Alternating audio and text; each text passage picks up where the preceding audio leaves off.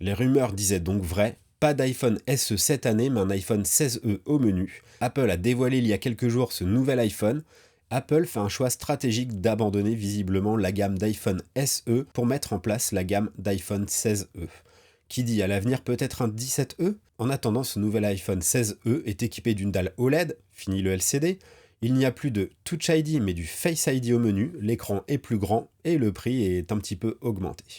Apple, en faisant ça, je suppose, permet à toute sa gamme de bénéficier d'Apple Intelligence qui arrivera au mois d'avril cette année et qui malheureusement écartera les iPhones autres que les 15 Pro, 15 Pro Max et bien évidemment la gamme des 16. Cela est dû à un manque de mémoire vive, donc il faut 8 Go minimum pour exploiter Apple Intelligence, et même si cette fonctionnalité qui arrivera n'est pas encore au niveau d'un chat GPT, d'un Grok ou bien encore d'un Mistral AI, Apple a fait le choix de tout faire fonctionner sur ces devices. Alors lorsque vous utilisez une autre IA, ce sont des gros data centers qui font les calculs, là c'est vos périphériques qui le font à votre place, avec la possibilité pour les tâches les plus complexes d'aller chercher des infos sur ChatGPT par exemple. Alors avant de comparer un peu ces iPhone 16e et 16, je vous explique pourquoi j'ai pas mis le 15 ni le 16 Pro et Pro Max dans la balance. Le 15 n'aura pas d'Apple Intelligence et donc pour moi en 2025 c'est un peu dommage d'acheter cet iPhone. Alors si vraiment la fonctionnalité ne vous intéresse pas, pourquoi pas à la limite, mais le 16e a quand même ses avantages, et on va voir ça juste après. Et concernant le 16 Pro et 16 Pro Max, la différence elle est tellement élevée je trouve avec ce 16e que les comparer ce serait pas très pertinent. Par contre le 16e et le 16, là ça devient intéressant. Alors la première chose qu'on voit, c'est pas de Dynamic Island sur l'iPhone 16e. On se contentera de l'encoche habituelle qu'on retrouvait par exemple sur la gamme des 12, 13 et 14. Et si on regarde bien, je trouve que cet iPhone 16e ressemble quelque part un peu à un iPhone 14. Ensuite, l'écran, on va en parler un petit peu. Il sera de 800 nits au lieu des 1000 nits, donc un taux de luminosité qui sera un peu réduit, et pas de pic de luminosité en extérieur. Donc on a un écran qui est toujours calibré P3 avec de jolies couleurs. Honnêtement, ça fait le job, mais on n'a pas la qualité de luminosité et le rendu forcément à ce niveau-là en extérieur, par exemple, de l'iPhone 16. Concernant le capteur photo, eh bien, il y aura un 48 mégapixels qui ne permettra pas de bénéficier des portraits nouvelle génération avec mise au point, pas de macro au menu et un zoom optique de 2x, mais l'iPhone 16 effectivement fait mieux avec ses différents capteurs sur ce sujet-là. Apple annonce 26 heures d'autonomie en lecture vidéo pour l'iPhone 16e, quand l'iPhone 16 sera réduit à 22 heures. Alors je pense que cela peut s'expliquer puisque comme on va le voir, il y a une partie du GPU qui est un petit peu bridée sur cet iPhone 16e, mais aussi un écran qui est moins lumineux. Peut-être que le gain en énergie se situe là. La différence aussi se fera au niveau du Wi-Fi, où le Wi-Fi embarque la nouvelle puce d'Apple, la puce C1, qui permet d'avoir sur cet iPhone que du Wi-Fi 6. Ce qui est un peu dommage, mais on en parle juste après, quand l'iPhone 16 permet d'avoir lui le Wi-Fi 7 avec sa puce Qualcomm. Cet iPhone est-il un iPhone diminué ou un iPhone qui se veut plus économique dans la gamme et donc accessible?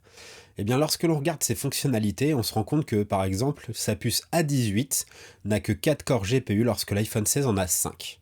Alors, la différence au niveau performance se fera certainement ressentir dans des tâches très exigeantes. On le voit aussi dans les fonctionnalités photo qui sont manquantes. Peut-être que c'est dû à ce manque de puissance au niveau du GPU.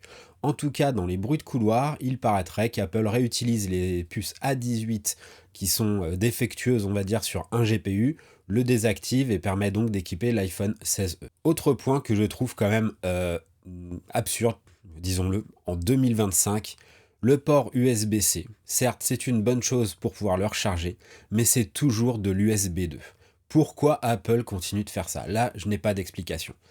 Donc l'USB 2, on le retrouve sur l'iPhone 16e et sur l'iPhone 16, ce qui est pour moi vraiment dommage. De plus, cet iPhone 16e avec la nouvelle puce C1 d'Apple, qui gère justement la partie Wi-Fi, ne bénéficie que du Wi-Fi 6. Alors certes, aujourd'hui ça peut être suffisant, mais il y a beaucoup de box qui sortent, du routeur aussi dans le commerce, avec du Wi-Fi 6E et du Wi-Fi 7 avec d'excellentes performances. Ce côté-là, c'est un peu négatif, je trouve, même si cela reste tout à fait suffisant pour des besoins quotidiens. Cet iPhone n'est pas non plus équipé de MagSafe, même s'il permettrait une recharge via QI limitée à 7,5 watts, ce qui est malheureusement un peu faible pour recharger rapidement son iPhone. L'iPhone 16, lui, a du MagSafe et une recharge QI beaucoup plus évoluée. Autre manquement à cet iPhone 16e, la puce ultra wideband. Alors ça, c'est vraiment dommage pour ceux qui ont des AirTags, puisque vous ne pourrez les détecter que grâce au Bluetooth. Et là, je dois dire que c'est franchement dommage, parce que ceux qui ont une panoplie d'AirTags, eh bien, à part le Bluetooth, vous ne pourrez pas bénéficier de la localisation précise de votre AirTag. Alors maintenant, parlons rapidement du tarif, puisque cet iPhone 16e démarre à 719 € pour la version 128 Go. Fini le 64 Go, ça c'est une très bonne chose, mais on est juste en dessous de 250 €, ce qui est quand même une somme, mais de l'iPhone 16 avec ses 128 Go. Alors, Apple, je pense, c'est comme dans sa gamme il a essayé de lisser tout ça, et bien il a lissé aussi quelque part les tarifs. Donc l'entrée de gamme est quand même plus élevée que l'iPhone SE qu'on a connu, mais il y a quand même une puce A18.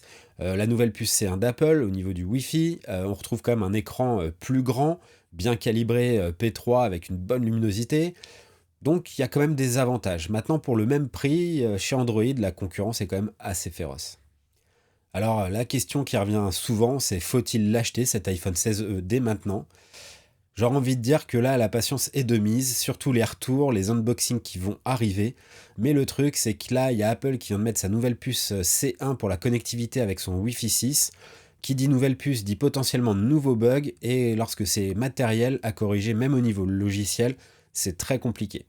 Donc peut-être attendre les retours si cet iPhone vous intéresse, et peut-être que d'ici là, vous le trouverez, alors pas chez Apple qui ne fait pas de promotion, mais peut-être sur d'autres commerçants qui baisseront le prix de cet iPhone 16e, peut-être que ça vaudra le coup, ou alors économiser pour peut-être un iPhone 16, sachant que l'iPhone 17 est quand même dans un petit moment, c'est-à-dire qu'on ne le trouvera pas avant octobre-novembre, plus les délais de livraison, donc réfléchissez bien à votre achat.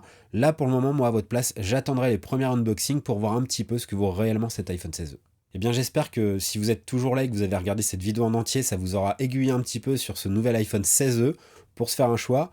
Regardez les unboxings qui arriveront sur d'autres chaînes YouTube. Il y en aura bientôt qui vous parleront de tout ça.